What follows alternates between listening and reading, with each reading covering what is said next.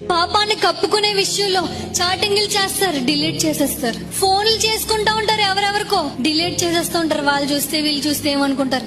పాపాన్ని కప్పుకోవడం కదా, పాపం చేస్తారు. ఒప్పుకుంటారా? ఒప్పుకోరు. నేను చేయలేదు, నేను అలా మాట్లాడలేదు, నేను చూడలేదు, నేను తిరగలేదు అని వాళ్ళ పాపాన్ని అబద్ధాలతో కప్పుకోవాలనుకుంటారు. పాపం చేశాను అని అనుకోరు. టీవీ చూస్తారు, అప్పటిదాకా సినిమా చూస్తారు, వెంటనే ఛానల్ మార్చేస్తారు, కప్పేసుకుంటారు పాపాన్ని. ఫోన్ లో అప్పటిదాకా ఏవేవో చూస్తారు, ఎవరైనా చూసేస్తారు, హిస్టరీ క్లియర్ చేసేసి మరలా ఏదో పెట్టేస్తారు దేవుడిది. పాపాన్ని కప్పేసుకుంటారు దేవుడికి దూరంగా ఉన్న వాళ్ళు. అలాంటి వాళ్ళకి మనశ్శాంతి ఎక్కడ దొరుకుతుంది?